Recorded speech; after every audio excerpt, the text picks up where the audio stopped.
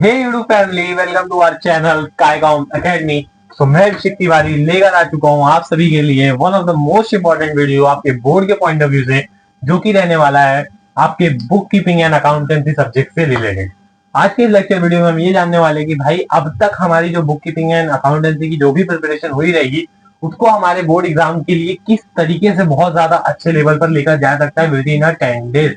यानी कि अपकमिंग जो 10 डेज है, यानी कि अगर आज 26 है, तो जो हमारा 10 डेज की साइकिल आगे 4 तक रहने वाली है, तो उस 10 डेज के बीच में अकाउंटेंसी का सिलेबस किस तरीके से कवर करना है और कहां पर किस तरीके की प्रैक्टिस रिक्वायर्ड है और किस तरीके के प्रैक्टिस पेपर सॉल्व करने हैं, तो ये सारी जानकारी आपको इस वीडियो में जो है वो अच्छी तरीके से डिटेल में समझने वाले हैं। सबसे पहले हम आप स्टार्ट करते हैं अपने पहले पॉइंट पर, जो कि क्या कहता है भाई, ये final account with all adjustment.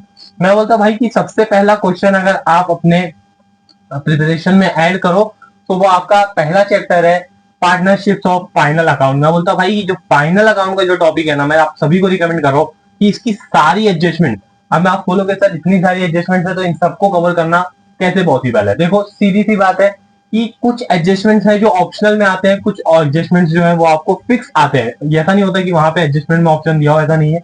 But आपके जो टोटल एडजस्टमेंट होते हैं वो सारी एडजस्टमेंट तो एक बार में आ नहीं सकती है, ठीक है।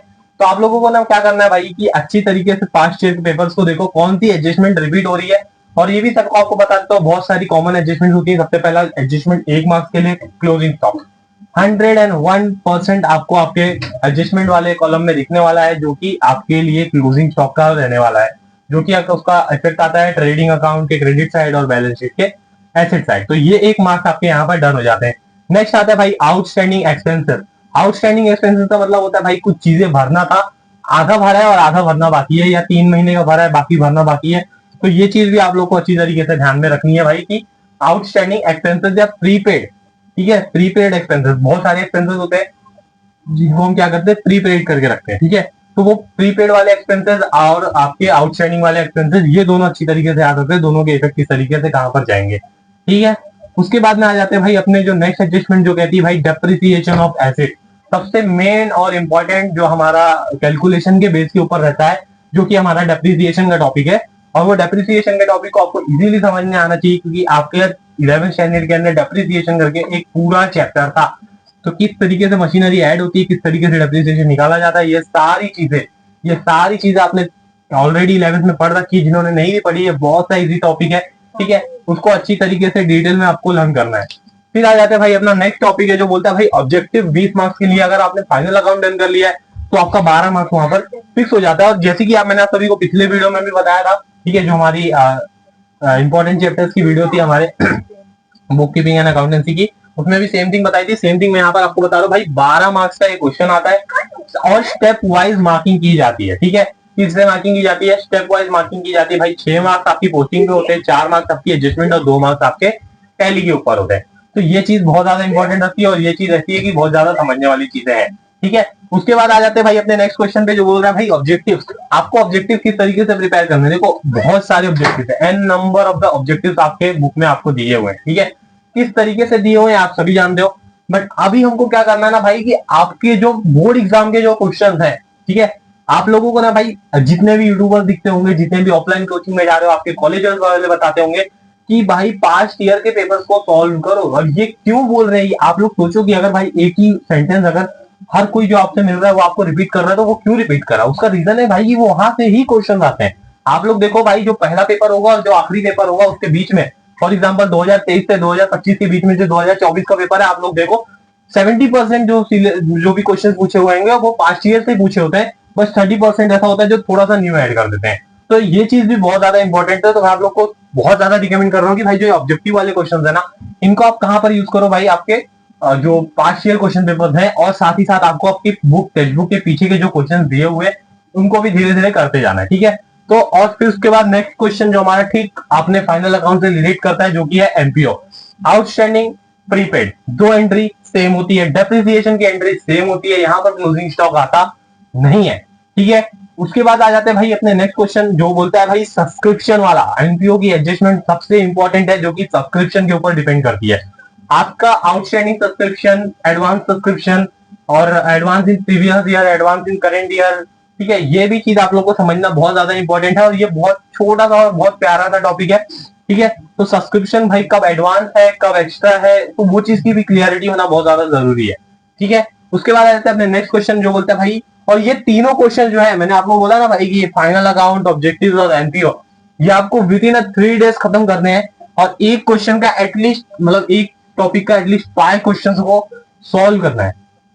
ठीक है, मैं क्या बोल रहा हूँ, एक जैसे हमने अगर फाइनल अकाउंट को पकड़ना हो तो फाइनल अकाउंट के एक टॉपिक जो फाइनल अकाउंट है उसका 5 क्वेश्चन एटलीस्ट सॉल्व करना है विद इन 3 डेज। यानी कि भाई कि आपके 1 2 3 अगर आपने 5 क्वेश्चन सॉल्व किए, ठीक है, तो 10 क्वेश्चन आपके एनपीओ और फाइनल अकाउंट को मिला के क्लियर हो जाएंगे, जो कि इनफ है आपकी बोर्ड एग्जाम की प्रिपरेशन के लिए। क्यों बोल रहा हूँ ऐसा भाई, देखो बहुत सारी एडजस्टमेंट सेम आती है, कुछ एडजस्टमेंट में थोड़ा सा तकलीफ आ जाती है कभी कभी, बट आप लोग को इतना क्लियरिटी मिल जाएगी जब आप 5 सम सॉल्व कर दोगे तो भाई कि मेरे को इतना कॉन्फिडेंस आ जाता है कि हाँ यार जो फाइनल अकाउंट आपने सीखा हुआ है वही उसी तरीके से क्वेश्चन बोर्ड एग्जाम में पूछता है। फिर अपने नेक्स्ट पॉइंट पे आ जाते हैं जो बोलता है भाई कि जो अपने ऑप्शनल जो क्वेश्चन आते हैं, देखो ये 2 क्वेश्चन फिक्स है 12-12 मार्क्स के लिए, बट जो ऑप्शनल के क्वेश्चन आते हैं ना वहां पर बच्चे कुछ गलती ये कर जाते हैं भाई कि कौन सा क्वेश्चन अटेम्प्ट करना है और कौन सा क्वेश्चन अटेम्प्ट नहीं करना है। तो इश्यू ऑफ शेयर आपकी कंप्यूटराइज अकाउंटिंग के अगेंस्ट में आता है, तो मैं आप लोग को ज्यादा रिकमेंड कर रहा हूँ कि भाई ये इश्यू ऑफ शेयर का जो क्वेश्चन है इसको अटेम्प्ट करो। ये क्यों अटेम्प्ट करना है, सबसे पहली बात है जर्नल एंट्रीज है। ठीक है, आपकी कंप्यूटराइज अकाउंटिंग का कैसा है, वो पूरा एक मतलब एक थियरी चैप्टर है बोल सकते हैं हम उसको, और उसके आंसर जो पूछे जाते हैं ना वो आपको एज इट इज लिखने हैं। और 8 मार्क्स का अगर कोई क्वेश्चन पूछ रहा है, सोचो कि अगर 8 मार्क्स का अगर कोई क्वेश्चन पूछ रहा है तो उसको कितनी डिटेल में लिखना पड़ेगा। अगर हम जर्नल एंट्रीज पास करने जाएंगे तो अपने को पूरा 8 मार्क्स मिलता है, बट मैं बोलता हूँ कि अगर आप थियरी में कितना भी लिख लोगे तो आपको पूरा 8 मार्क्स मिलने वाला नहीं है। तो यहाँ पर भाई कि अपने को रिस्क ही क्यों लेना है। ठीक है, तो मैं बोल रहा हूँ भाई इश्यू ऑफ शेयर के क्वेश्चन, और ये बहुत ज्यादा इजी टॉपिक है।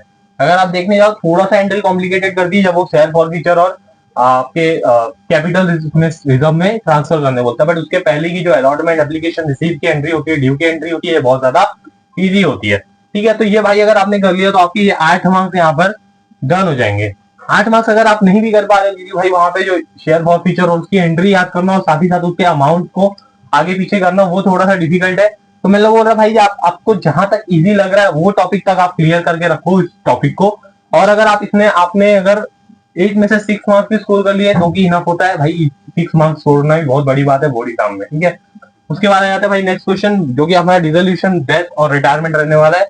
टोटल मिलाकर 28 मार्क्स कवर करते हैं ये 3 क्वेश्चन, और साथ ही साथ ये तीनों क्वेश्चन है भाई आपको शुरू में ही दिख जाएंगे। ठीक है, फाइनल अकाउंट क्वेश्चन नंबर 7 में आता है, एनपीओ क्वेश्चन नंबर 6 में आता है जो कि फिक्स क्वेश्चन होता है, बट क्वेश्चन नंबर 2 में आपको आपका रिटायरमेंट और एडमिशन मिलता है। तो आप लोग को रिकमेंड करता हूँ भाई, मैंने पहले भी बताया कि आप लोग रिटायरमेंट अटेम्प्ट करो क्योंकि उसके अंदर सिर्फ 4 एंट्रीज है। उसके बाद भाई डेथ और डिसोल्यूशन की बात आई तो बिल्स ऑफ एक्सचेंज के अगेंस्ट में आपका डिसोल्यूशन आता है, और डिसोल्यूशन का फॉर्मेट इजी है, साथ ही साथ उसकी पोस्टिंग वगैरह भी बहुत ज्यादा इजी है। तो भाई आप लोग को बिल्स ऑफ एक्सचेंज की तरफ क्यों जाना है जहां पर बहुत सारी एंट्रीज है या बहुत सारे टाइप्स है बिल्स को सॉल्व करने के लिए। ठीक है, आप लोग को बिल्स ऑफ एक्सचेंज का क्वेश्चन सिर्फ एक ही जगह पर याद आना चाहिए, वो आपका एबीटी एग्जाम। वहां पर आपको एक बिल बनाने के लिए 5 मार्क्स का क्वेश्चन फिक्स आने वाला है, चाहे वो कोई भी कॉलेजेस के स्टूडेंट्स हो। आपके एबीटी एग्जाम के अंदर बुक कीपिंग एंड अकाउंटेंसी के बिल बनाने वाला जो टॉपिक है वो पूछा ही जाता है 5 मार्क्स के लिए, लास्ट क्वेश्चन। ठीक है, तो ये भी है भाई आपको इन दोनों टॉपिक यानी इश्यू ऑफ शेयर और ये जो 3 टॉपिक है यानी कि रिटायरमेंट, डेथ और रिजोल्यूशन, ये 4 क्वेश्चन को आपको 4 डेज के अंदर सॉल्व करने का है। ईच टॉपिक का एटलीस्ट 3 क्वेश्चन, आप उससे ज्यादा भी कर पा रहे हो तो बहुत अच्छी बात है, बट एटलीस्ट 3 क्वेश्चन अगर आप एक एक भी क्वेश्चन करने जाओगे ना, एक का एक क्वेश्चन मतलब एक एक क्वेश्चन रोज, तो भी आपका 3 डेज में कवर हो जाएगा। तो मैं आप लोग को रिकमेंड कर रहा हूँ भाई कि इन चीजों को कवर करना थोड़ा सा इजी है, और इस साथ ही साथ भाई जो अपना बोर्ड का जो पेपर है वो किस तरीके से सेट होता है ना वो आप सबको पता है, क्योंकि ऑलरेडी जितने भी आपके स्कूल के एग्जाम हो गए, प्रीलिम के एग्जाम हो गए, आपने दे रखे हैं। ठीक है, तो वो चीज भी आप लोग को थोड़ा क्लियरिटी दे चुकी होगी भाई बोर्ड का एग्जाम किस तरीके से पूछा जाता है। ओके, फिर आ जाते हैं भाई अब जो 2 पॉइंट बचे हुए, ये 2 पॉइंट भाई आप लोग को बहुत ज्यादा इंपॉर्टेंट है, और सबसे ज्यादा इंपॉर्टेंट पॉइंट ना ये 6th वाला है जो कि क्या बोल रहा है भाई, रीड द क्वेश्चन प्रॉपरली। आप सभी ना भाई जो बोलते हैं ना अपने दिमाग में जो एक फॉर्मेट बैठ जाता है, जैसे फॉर एग्जांपल अगर मैं रिटायरमेंट का ले लूं या डेथ का ले लूं, ठीक है, इन सबका फॉर्मेट अपने दिमाग में कैसे बैठा भाई, profit and loss adjustment account, partners capital, balance sheet, goodwill होगा और बैंक का। तो ये फॉर्मेट अपने दिमाग में एक अच्छी तरीके से सेट हो चुका है, ठीक है। जो भी क्वेश्चन सॉल्व करते हैं फटाफट अपन क्या करते हैं, अकाउंट बनाते हैं, पोस्टिंग करते हैं और एडजस्टमेंट करके टैली कर देते हैं। बट फॉर एग्जाम्पल अगर आपको बोर्ड में पूछ लिया पास द नेसेसरी जनरल एंट्री, वहां पर बच्चे क्या करते हैं भाई, लेजर बनाकर आते हैं और वहां पर एक भी मार्क्स मिलता नहीं है। तो ये चीज भी बहुत ज्यादा इंपॉर्टेंट रखती है आपके ऑब्जेक्टिव क्वेश्चन में भी। क्यों ऐसा भाई, कब कहां कौन से लाइन में नॉट आ जाता है ना, उसको कोई डिफाइन नहीं कर सकता, ठीक है। तो आपको एक एक क्वेश्चन ना भाई डिटेल में पढ़ना है कि क्या बनाने पूछ रहा है। लास्ट 2 ईयर से आपको फाइनल अकाउंट के अंदर ट्रेडिंग अकाउंट नहीं पूछ रहा है। ट्रेडिंग अकाउंट के जो भी क्वेश्चन है, जैसे फॉर एग्जांपल हम क्या करते हैं भाई, ट्रेडिंग अकाउंट बनाते हैं, प्रॉफिट एंड लॉस अकाउंट बनाते हैं, बैलेंस शीट और पार्टनर्स कैपिटल जो बनाते हैं, जो नहीं बनाते हैं, ठीक है। उसके साथ साथ भाई अब क्या कर रहे थे लोग, थोड़ा सा एडवांस किया, profit and loss adjustment, sorry profit and loss account और बैलेंस शीट ही पूछ रहा है। बट बच्चे क्या कर रहे हैं भाई, ट्रेडिंग अकाउंट बनाते फिर पोस्टिंग करने टाइम बोलते सर ट्रेडिंग अकाउंट में तो एक भी एलिमेंट आ ही नहीं रहा है। तो वो भी थोड़ा सा आपको क्लियरिटी होना जरूरी है भाई। सबसे ज्यादा इंपॉर्टेंट पॉइंट है, ऑल क्वेश्चन जितने भी क्वेश्चन है सबको डिटेल में पढ़ो। थोड़ा सा टाइम लगेगा बट आप लोगों को एक एक क्वेश्चन पता होना चाहिए। अगर आपको टाइम बच गया बट आप लोगों ने अगर क्वेश्चन सही से रीड नहीं किया है और पूछा लेजर है और जर्नल बना के आए हो, या जर्नल पूछा या लेजर बना के आए हो, तो वहां पर आपको एक भी मार्क्स नहीं मिलेगा। तो क्या मतलब है फिर वो पेपर अटेंड करने का, ठीक है। तो भाई एक एक क्वेश्चन को इजीली पढ़ो भाई। देखो ऑब्जेक्टिव्स के क्वेश्चन में भी बहुत बार ऐसा होता है, ट्रू फॉल्स का क्वेश्चन आता है भाई, आपके दिमाग में कोई और क्वेश्चन बैठा हुआ है, वो क्वेश्चन आपको वहां पर दिखा बट वो लाइन के अंदर नॉट बोल दिया है, तो वहां का आंसर ट्रू का फॉल्स हो जाता है या फॉल्स का ट्रू हो जाता है। तो ये चीज भी बहुत ज्यादा इंपॉर्टेंट है कि भाई आप लोगों को क्वेश्चन बहुत अच्छी तरीके से रीड करना है। अपने को क्या होता है भाई, जो क्वेश्चन हमने दिमाग में बैठा होता है ना वही आप लोगों को पेपर में दिखता है, भले तो वहां पे नॉट लिखा हो, बट अगर हम लोग उसको अच्छे से रीड नहीं करते ना तो हम लोग क्या करते हैं भाई, उसका डायरेक्टली आंसर लिख देते हैं। तो भाई ऑब्जेक्टिव को रट्टा मारने से अच्छा है कि उसको अच्छी तरीके से पढ़ो कि भाई उसके अंदर दिया क्या हुआ है, ठीक है। उसके बाद भाई अपना नेक्स्ट पॉइंट है जो लास्ट बोलता है भाई, एटलीस्ट 3 पेपर सॉल्व करो। आपको आपके क्लासेस वाले ऑनलाइन वीडियोस जो हो रही है, या साथ ही साथ आपके जो कॉलेजेस वाले हैं वो भी आपको ये चीज बोल रहे हैं कि भाई पास्ट ईयर पेपर्स को सॉल्व करो। इसके पहले भाई ऊपर वाले फाइनल अकाउंट एमपीओ में भी मैंने सेम चीज बताई थी, यहाँ पर भी मैं सेम चीज ही बोल रहा हूँ कि एटलीस्ट कम से कम भाई पास्ट 3 ईयर्स के पेपर तो सॉल्व करो ही करो। अगर आप इससे ज्यादा कर पा रहे हो तो भाई वेल एंड गुड है। अगर आप तक ने भी अगर 2-3 पेपर अगर आप सभी सॉल्व किए तो वो भी ज्यादा अच्छी बात है। बट एटलीस्ट 3 पेपर, कम से कम 3 पेपर अगर आप पास्ट ईयर के सॉल्व करते हो, मैं गारंटी दे रहा हूँ भाई कि आपको 60-70% की क्लियरिटी आ जाती है कि पेपर किस तरीके से पूछता है, और साथ ही साथ भाई आपको 70-75 प्लस मार्क्स अच्छे से मिल जाते हैं 80 के अंदर, ठीक है। तो भाई ये थी कुछ चीजें जो अपने को अपने प्रिपरेशन में डन करनी है विद इन 10 डेज की। अकाउंटेंसी के लिए सिर्फ एक ही दिन छुट्टी है, आप सभी को याद है। आज 26 हमारा जैन है, तो भाई जो अगला 26 आएगा उस दिन हम अपना अकाउंटेंसी का पेपर दे चुके होंगे। तो भाई ये जो विद इन 30 डेज की साइकिल चलने वाली है, इसके बीच में आपके एबीटी के एग्जाम है, इसके बीच में आपके बोर्ड के एग्जाम है। तो भाई अपकमिंग जो ऑप्टिकल्स है उनको पार कर कर वो 26 तारीख के एग्जाम में अगर छोड़ के आना है ना, तो ये सारे पॉइंट्स को अच्छी तरीके से कवर करके रखना, और साथ ही साथ अपने बोर्ड के लिए बहुत ही अच्छी तरीके प्रिपरेशन डन करने के लिए हमारे इस चैनल को जरूर से सब्सक्राइब करके रखना। तो मिलते हैं आप सभी को नेक्स्ट लेक्चर वीडियो में, तब तक के लिए जय हिंद जय भारत।